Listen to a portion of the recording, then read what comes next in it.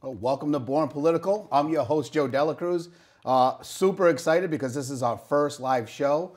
The plan is to be on Thursdays. This happens to be on Wednesday because I'm going to be actually flying out for the first time in my life outside of Connecticut for New Year's Eve.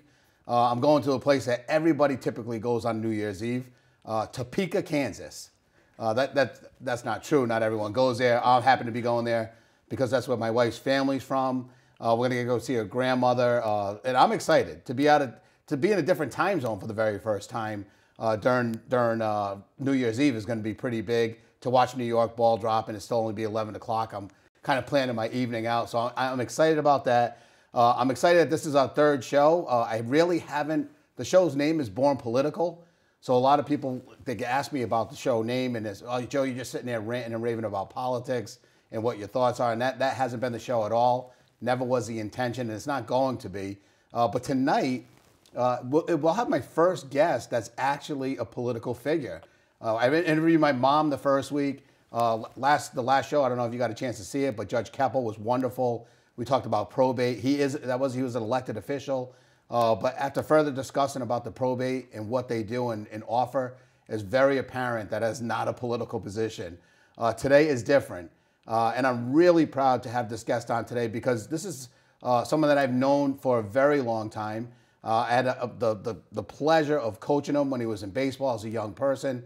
The second term as a counselor, but this year was elected mayor. So without further ado, I want to introduce the new mayor of the town of Groton, Juan Melendez. Mayor Melendez, welcome to the show. Thank you for having me. You know, I heard, we were talking last year and you said how you wanted to do this show. And I was like excited. I want to see this show. And, I'm just sort of honored to even be on it. So I'm excited to just get into it. Well, honored is a great word for me because I'm honored to have you here. When I thought about the show, I really wanted to get involved in finding out the business of who the person was, the person that I'm interviewing and what they're about. What's important is we have a political figure, and often too many times right now, especially with all the polarization, people will look at a mayor and not even know who they are.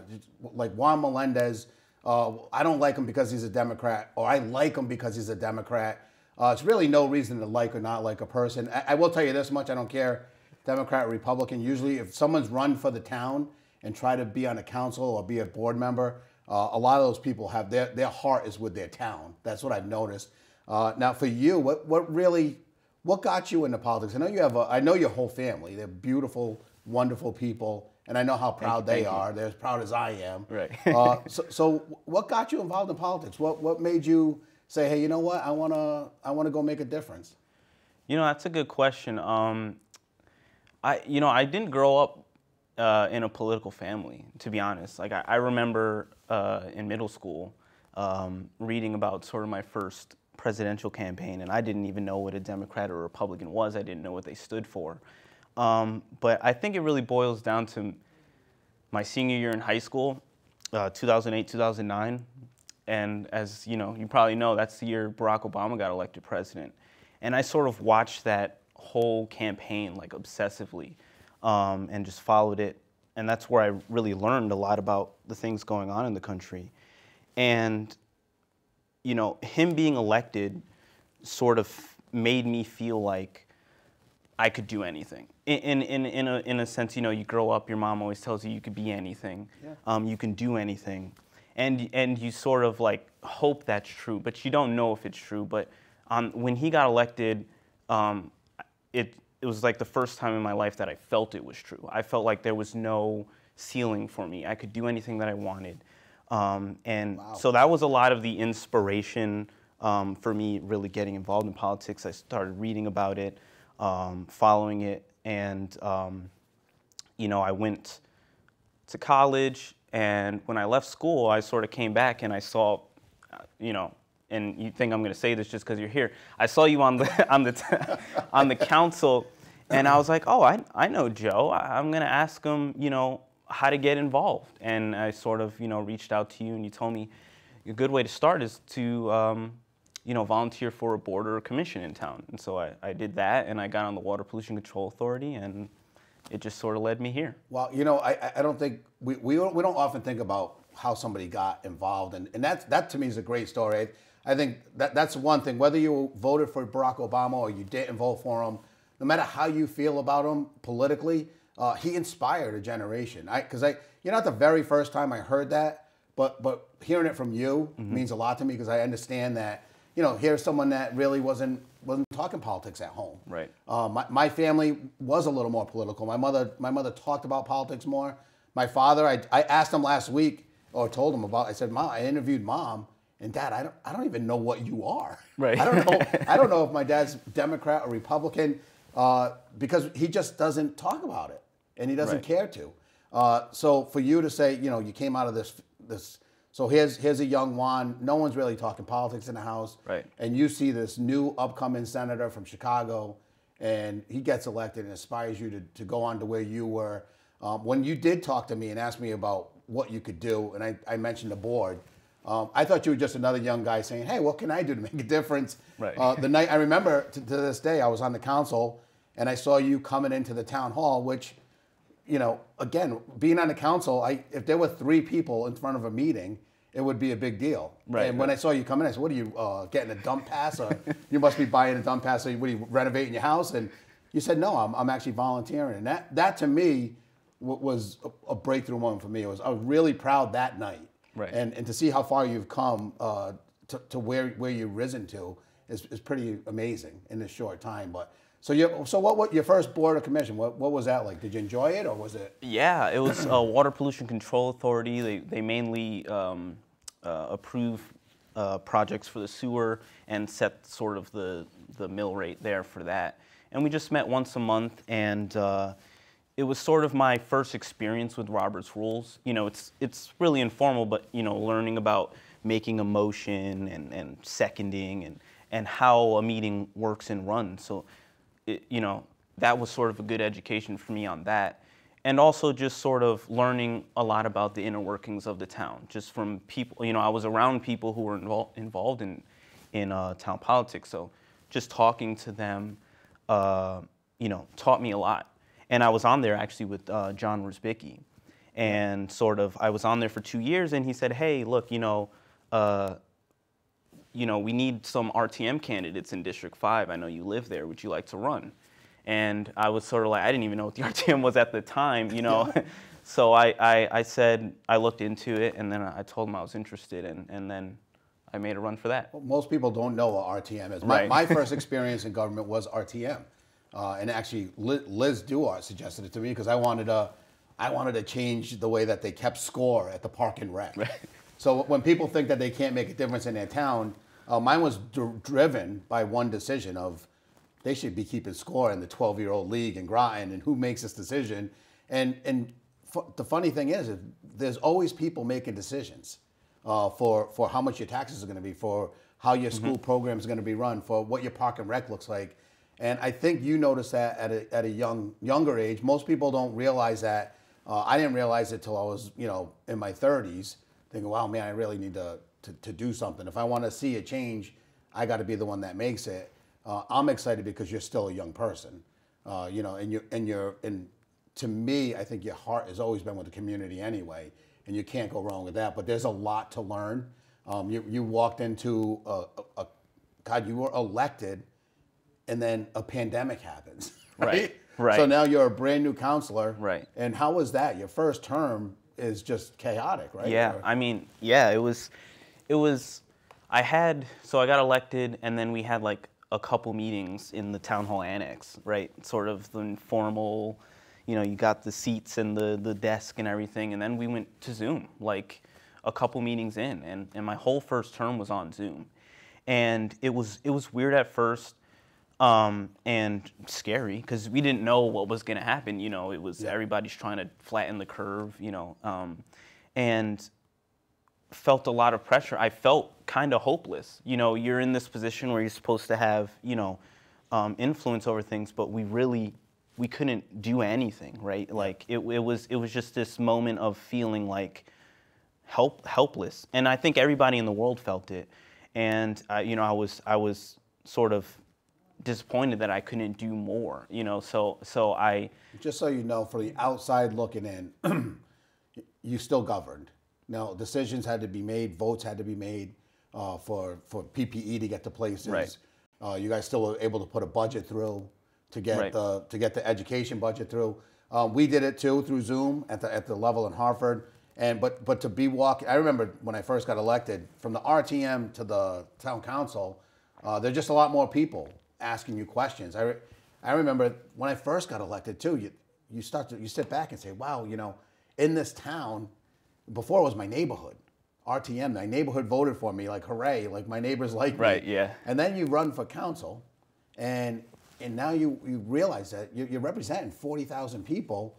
Yep. And you went even to the point where, you know, those 9 councilors that were elected got together and voted you unanimously to lead them. And your phone hasn't stopped ringing. Right. I met you in the parking lot. The show starts at 5:30. We were out in the parking lot probably about 4:45, and your phone rang 3 or 4 times. There's a lot of things going on. I do want to clarify something. I shared a post today on my Facebook stating that the town of Groton was going to be setting up to deliver those test kits that everyone's so desperately looking for. And it's 2 per household. But I'm going to let you talk about what's happening, because right now that's in limbo. Right, exactly, yeah. So it was supposed to be Thursday, 2 p.m. to 6 p.m. at Fitch High School. You drive up and sort of every household gets 2 kits. But the kits are actually likely going to be delayed. So it's not definitely delayed as of right now, but the town manager heard from the state we may not get them in time for tomorrow. So once we hear that it's definitely delayed, yeah, I'll make a post, and the town manager will definitely get a press release out letting people know when we can get them and when the new date will be. And that's the hard part, especially being mayor.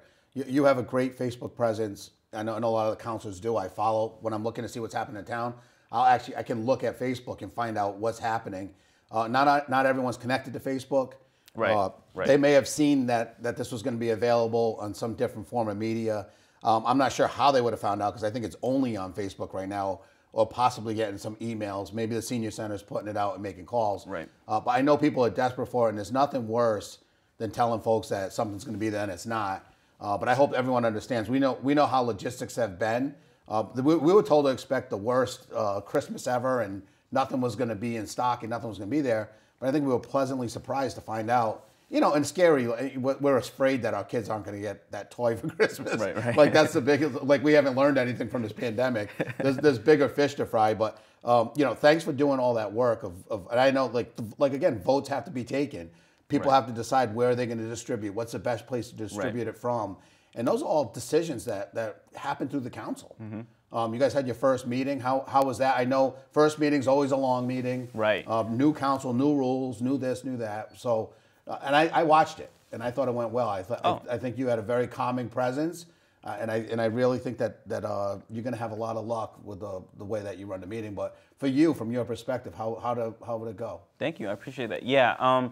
Yeah. The first meeting was very long. I mean, we hadn't, you know, done business for a couple of weeks, so we had a lot of agenda items that we had to sort of catch up on. So we went out late into the night, 11:30.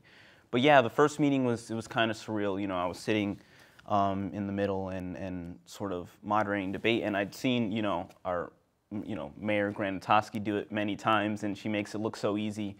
But you know, it's definitely like a shock doing it yourself, and you know, I feel like it went relatively smooth, and I think I'll just get better and better at it as we go along and as I get more experience. But it was definitely fun. I mean, all the counselors there, you know, we had a good meeting. They got along, and I think that people will see that this council is going to be a unified front for the town. And even with our you know, newly elected Republican friend, you know, he's reached out to me many times. We have a very good relationship, and I just think you know, the next 2 years we're gonna have a good time. I think surprisingly, most people keep thinking that they're so divided. Well, we think we're so divided a lot of times. Joe Courtney, he talks about all of his Republican friends that he knows of and works with. I have a lot of folks that I work with on the other side of the aisle in Hartford. It happens locally. I think inherently what sells news, and I will say this all the time, I am the positive guy, but nothing really makes the news unless something bad happens. If you're at a huge party, a huge family event, and it goes perfectly well and everybody saw each other that hadn't seen each other for 30 years and got along, that will not be on Channel 8 News tonight. Right. But if one of your uncles picks up a drum and throws it over another guy's head and breaks something, it instantly becomes news. So exactly. Anything that happens, even on the council, a lot of people said this is going to be a tough council. They don't agree on everything. Well, guess what? There's 40,000 people that elected 9 people with all those different opinions. Right. There's going to be making the sausage is not the prettiest thing. Right. But it always matters how the sausage comes out. And you guys are doing the Wesley meatpacking version in Groton, I think, because the variance of opinions and the fights and the battles and those are healthy. It's what democracy was centered on. And I'm looking forward to the council moving forward and just really getting things done for the town that what I've seen over just the last few. I got elected in 2014. I remember being on school building committees, and then to have those schools, to watch them be built, and the things that you do and change now, and be able to vote on school projects and see the town move, to have the wherewithal to vote on the community center. I mean, that was something that when I was on the town council, we were just in this fiscal crunch where we just said, no, community center is not what we need. Right. But what we're finding, especially through a pandemic, a community center is exactly what we need. And I know that the council that we have there now is going to look to expand that community center to make sure that we're giving people opportunities to go to places if they can't, like a pandemic or even in a regular time when kids need an outlet. So what do you think the future of the community center is going to be? I mean, I know it's that's a big open-ended question, but I know and there's 9 people on the council, but where would you like to see it go? Well, honestly, this came from the last council. We sort of asked the town manager to come up with a plan because people were nervous. Oh, this is going to be something we spend money on, and it's never going to come to be as great as our senior center. Everybody loves how great our senior center is, right? And they're sort of saying, well, we're going to spend a whole bunch of money on this, and it's never going to be as great as that. And so we sort of tasked him with creating a plan, a full comprehensive plan of what it will be in the end, what it can be. And he's almost in the process of finishing that. He's sort of shared with me some of the details about it. So it's heavy on renovations and all this, and it seems to me like what I hope it will be is just a place as good as our senior center. We're not going to have the new building, obviously, but somewhere where you can go, because I went to middle school in that building, and obviously I love that building, but it is it needs to be updated, and it's going to cost a lot of money, which is why some people are against it. But I think what you're saying is during the pandemic, people have realized how important recreation is, and not only do we have a plan for this community center coming out, we have a plan. A group working on a plan for fields in town. We have a shortage of recreational fields. So definitely over the 2 years, I hope to see those 2 plans come to fruition. You just look across the river, and, and what they approved to me was a brand new community center. I think it's $40 million that they're talking about spending. And they're gonna actually have a scale where there's gonna be folks that qualify for no cost, and then the folks that will also pay, and that helps maintain the buildings. 40,000 people that live in Groton, and to not have a community center. I was surprised when I first moved here from New London. I was a New London guy. I'm almost at the halfway point now. Right. I've been in Groton since '97, but from '71 to '97, I was a New London guy. Right. But for me to come to this town and understand, or try to understand, that there wasn't a place of community where you could meet. I think of Sensei Ralph, who has the karate program there. You get to see kids that have been affected by that program. That I just remember Ralph, when I was on the council, he just kept, hey, they kicked me out of this school. They kicked me out of this one. Now I'm moving over to this one. And there was no cohesive, no year to year. It's hard to build a program when they don't know what school you're going to be at. People forget. Right. And now it looks like he has a home. And I think just the fact that it is a building, it is an old building, it's going to need work, but it's a beginning. Exactly. And I think that's what, and to have the field that's next to it, you know, in my mind, it's like, why couldn't, I call it the Harry Watson dream. He wants a pool. Right, and everyone says it can't be done. I'm like, 40,000 people can figure out a way to put a pool in and have this new experience for seniors, for our young folks to learn how to swim. But those are that's the kind of vision that you need to look forward with. And I know there's someone that may be watching the show going, oh my God, they're just talking about spending money.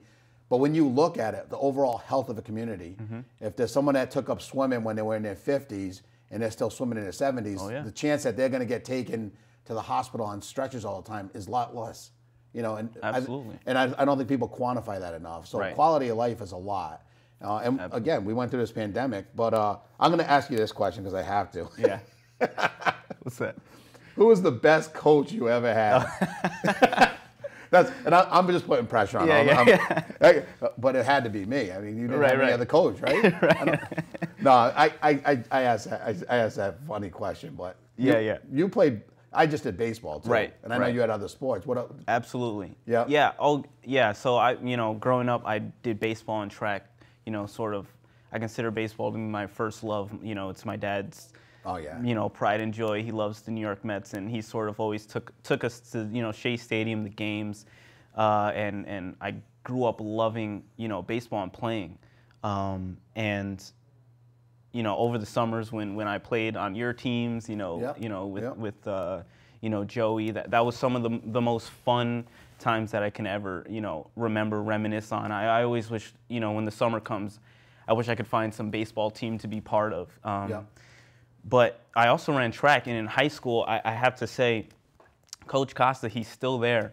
He was very influential on me. When you run track, there's indoor and outdoor season, and there's also cross country as well. So you're with that coach, if they coach all 3 seasons, the whole year, and you're there every night, for practice, and your meets are on the weekends. So you spend a lot of time with this coach, and Coach Costa was absolutely. Aside from my parents, like the most influential person on me during my high school years. He taught me a lot of life lessons about working hard, losing with grace, winning with grace, and sort of having my first experience as a leader, as captain of the track team, right? Yep. My first experience of, when I became the captain of the track team, I thought it was sort of, the fastest guy or the guy who gets the best times and wins. But I learned from that experience, it wasn't really about being the best track athlete. It was about, helping your fellow athletes who are struggling in school. Because if you don't have the right GPA, you can't participate in the team. Yep. So I spent a lot of my time being the coach, captain of the track team, helping my friends sort of with their homework, saying, hey, look, you gotta get your GPA up. Finding, kids who weren't coming to practice and they were getting involved in things that, trouble, right? And saying, hey, look, come to track practice, hang out with us, trying to be a good influence on people. And that was sort of the experience of being captain, whereas I thought it was just win. The cool guy with the ladder, right? Yeah, win the race. That's who the captain should be. And I got there, and it was sort of this other thing where I had to sort of, do things to help my friends. So, that was a long way to say that Joe Delacruz was the best coach you ever had. But it sounds like Coach Costa won that competition. Listen, Juan, this is the 34th council, the town of Groton, 34th council, and there's a lot of firsts, but I'm going to tell you, I shouldn't claim this because I don't know every mayor for the last 100 and something years, but my guess would be if you weren't the fastest mayor that Groton's ever had, you've got to be top 2 or 3.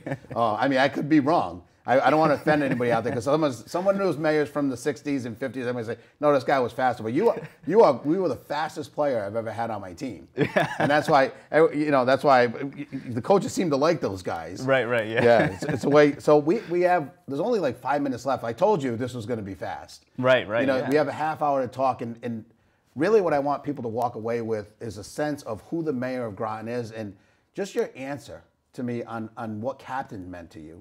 because there's two ways you can take that. You know, you can be captain of a team and you can just be that guy that thinks that you can just walk through anywhere and do anything, or you can be like Juan Melendez. So I think that's going to help you in your mayorship. I see it already. I see the same attribute you just talked about, what you learned and what you walked away with from being a captain. I think I got that feeling, and that's how you're going to treat the council, and that's how you have, I think, in your first 2 years. Being Zoom, I am hoping that you guys are able to stay in person. I mean, what? Right. And again, you're going to follow the science, and you always have. But what is your hope for this new council? I mean, we're like 4 minutes out. But what's your hope for this council? Like, I know probably to be physically in space it would be good, but yeah, I would say, like, not that we have much control on, but the pandemic, I think, and as well as the ARPA funds, the American Rescue Plan Act, you know, we're getting that money. So I think one of our major goals is to sort of allocate those funds in a way that sort of helps Groton recover from this once-in-a-century occurrence. So I think that is sort of our number one goal, or my number one hope for the council is to sort of use that money. I think a lot of that money that came to fruition was based on a country that had to look at inside of ourselves, a country that had to admit that we had problems and we had inequities. And one of the biggest inequities was access to internet, was with kids that don't have tablets. I think we were shocked to find out how many kids went home and didn't have access to the internet, because, you know, we were forced to find out. A lot of times we didn't have to think about it because kids just showed up at school, they learned at school, they went home. We didn't realize, you know, to me, and I think the way we looked at it in Hartford, is internet and information is as important as water and your electricity. And I think that's what you guys are going to look to carry forward, you know, somehow find a way to flow those resources in the right direction. And no one can do it better, to me, than a mayor and a town council, because you're on the ground. So, I mean, I know you're going to be picking the right spots, but you have 9 other people. Or 8 other people. 8 others, exactly. So, you know, we just have to find things that we agree on. You know, we've been elected to represent 40,000 people, so there's going to be disagreements, and that's how democracy is, and that's what makes it, you know, not everybody in town agrees, so there will be disagreements, but that's what makes democracy great.